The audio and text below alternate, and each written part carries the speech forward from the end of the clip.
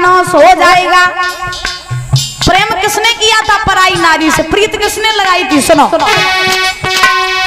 प्रीत करी थी भाई रावण ने सीता को अरे लायो। अरे प्रीत करी थी भाई रावण ने सीता को अरे लायो।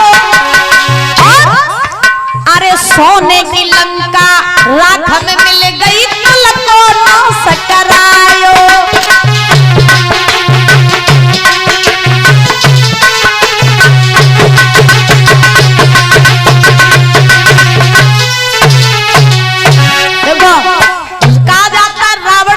विद्वान रावण के जितना ज्ञानी संसार में न कोई हुआ न तो कोई होगा, लेकिन पराई नारी के चक्कर में पड़ करके महाराज रावण ने भी अपनी सोने की लंका राख में मिलवाई ली थी और साथ ही साथ अपने कुल खानदान का नाश करवा लिया था। और कहा तो यहाँ तक जाता है भैया, अरे तू सपन मिले सवेरे सवेरे,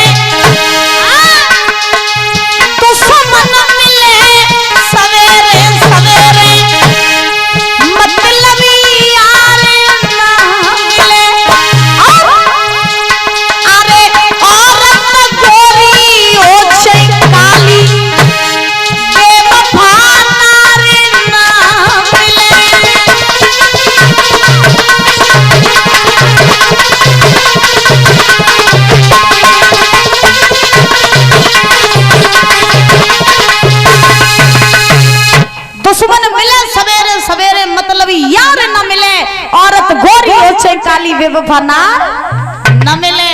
और देखो पराई नारी से प्रेम करोगे तो आपका विनाश हो जाएगा, इसमें कोई भी शक वाली बात नहीं। और जो जो पराई नारी की संगत करते हैं, बताओ काऊ को भलो भाव हो गए, बताओ पराई नारी से तभी तक तुमसे प्यार करिए प्रेम करिए कब तक? चलो तुम्हारी जेब खचा खच रुपया तो भरी रही है तब तक, और तुम्हारे पास पैसा खत्म है, धन दौलत खत्म, तो उनको कहा अगर तुम नहीं सही तो दूसरों सही, दूसरे के पास पैसा खत्म, दूसरों नहीं तीसरों सही, उनको तो कम है। तो कहने का अभिप्राय जिंदगी में अगर हो सके तो अपने ऊपर इतना नियंत्रण करके चलो कि हमें पराई नारी की संगत से बचना चाहिए। धुंधकारी पांच वैश्यों की संगत करने लगा, चोरी डकैती करके लाने लगा।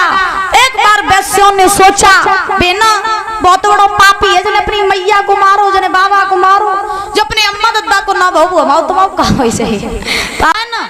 आपके बारे में लोग क्या सोचते हैं ये उनकी सोच है, लेकिन आप कभी भी किसी के बारे में बुरा न सोचो, क्योंकि ध्यान रखना जो आगे बढ़ता रहता है ना, जो आगे बढ़ता है उसको गिराने वाले 1000 होते हैं और उठाने वाले 10 होते हैं। एक बात मेरी याद रख लेना, इंसान जब आगे बढ़ता रहता है, आगे बढ़ेगा तो उस इंसान को परीक्षक जी गिराने वाले 1000 होंगे और उठाने वाले 10 होंगे।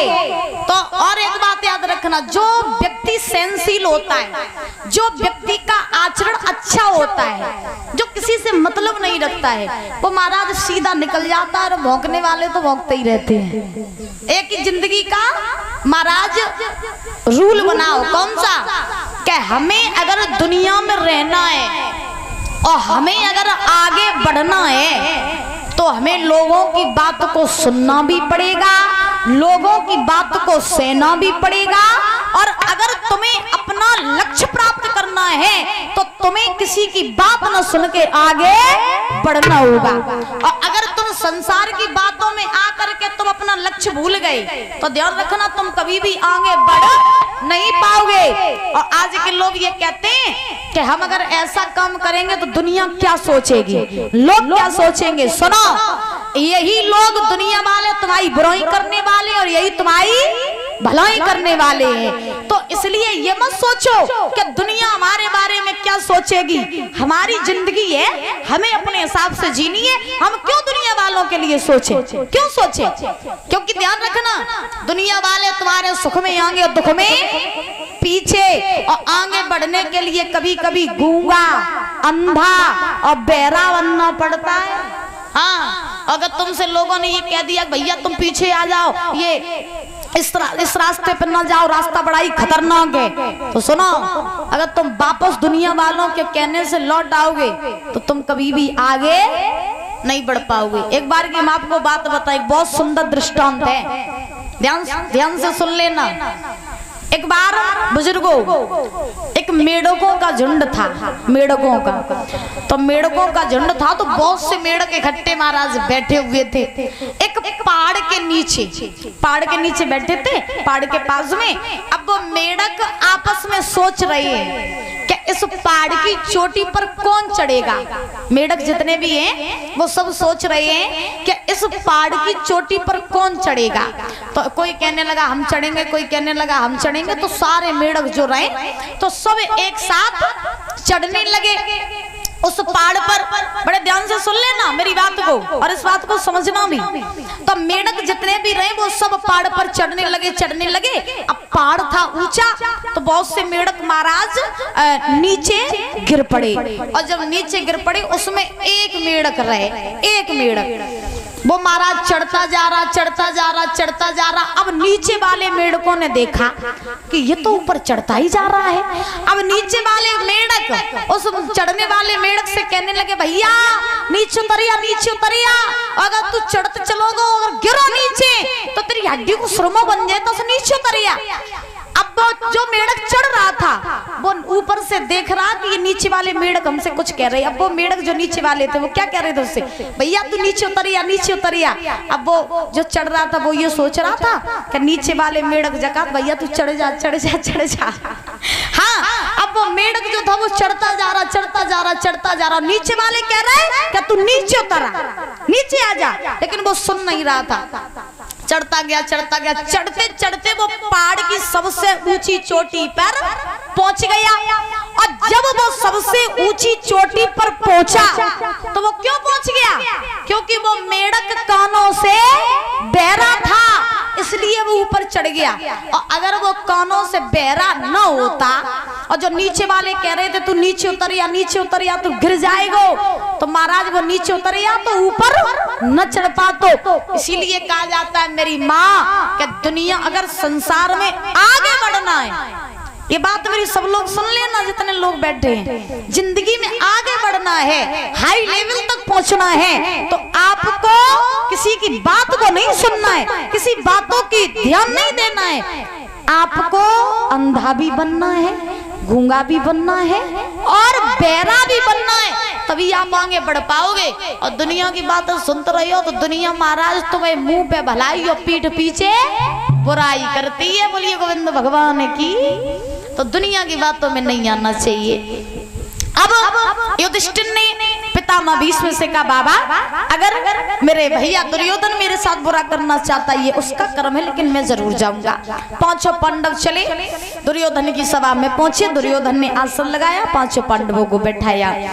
बैठाने के बाद में अब दुर्योधन ने जवाब दिया भैया हम जुआ का खेल खेलना चाहते हैं। बोले खेल लो। खेल की तैयारियां हुई, शकुनी कौरवों की तरफ हो गई, पांडव एक तरफ हो गए। पहला दाव खेला तो पहले दाव में युधिष्ठिर ने अपने मेल दुमेला लगाई, धन दौलत लगाई।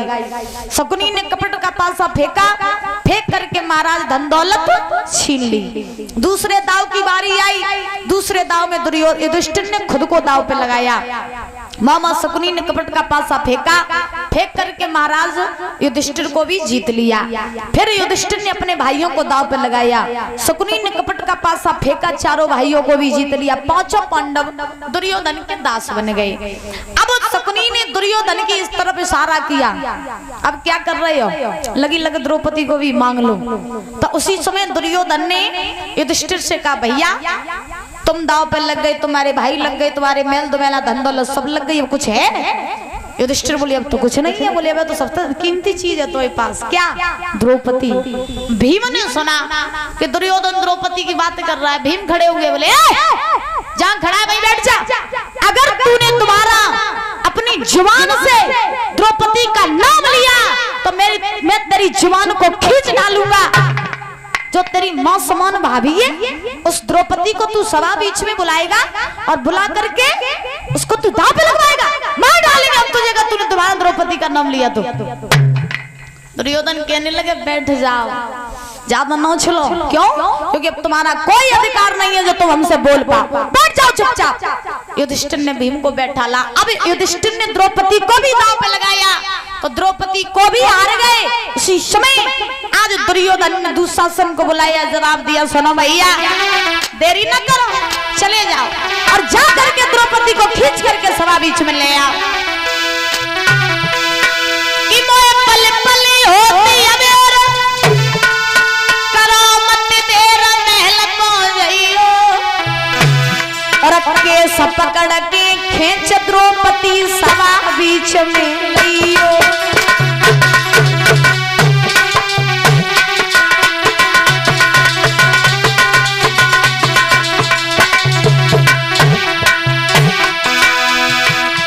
भैया चले जाओ, जाकर के केस पकड़ करके द्रौपदी को खींच करके सभा बीच में ले आओ। क्यों?